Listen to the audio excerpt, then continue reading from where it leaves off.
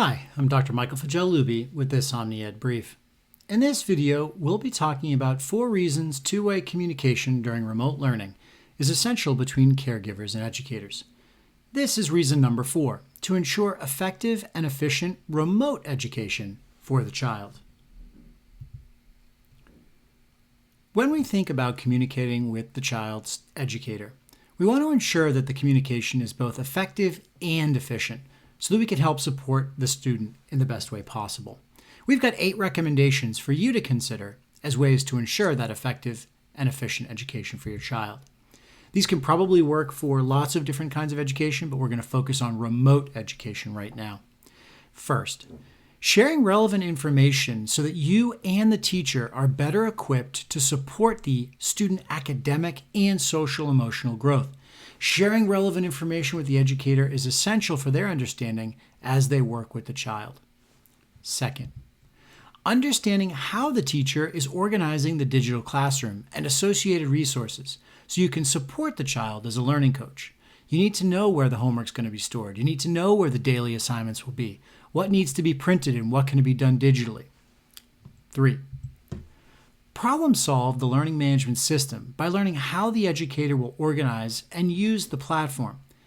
This is very problematic when your child is in a system that you don't know how to use. So spend a few minutes learning the LMS and making sure you can help navigate it as well.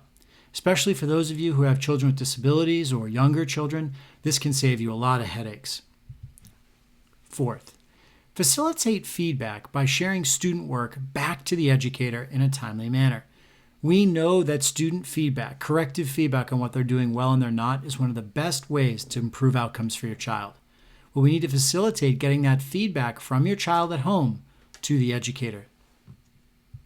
Fifth, use check-ins to ensure you and your child are prepared for any changes that new units might require.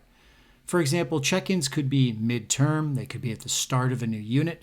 Whenever that teacher reaches out, make sure you know what changes are coming. Watch for new schedules as well, as that can change when certain services or when different topics will be covered. Sixth, provide context for learning by sharing video or narrative descriptions of the child if something seems off. You can take out your smartphone and shoot a short video. It can become the eyes and the ears for the teacher. They can't always see what's happening on the other side of the computer. By providing a short video, you're dispassionately communicating exactly what's happening.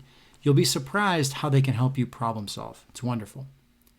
7th, work with the teacher to identify research-based practices and interventions that can be used to support areas of struggle in a specific area of learning, something this child is working on. So part of a professional educator's toolbox is knowing these good practices and interventions that might help your child. Work with the teacher, communicate with them so that you can get those interventions and practices to your child sooner. Finally, 8, ensure follow-through on suggestions or actions taken at home.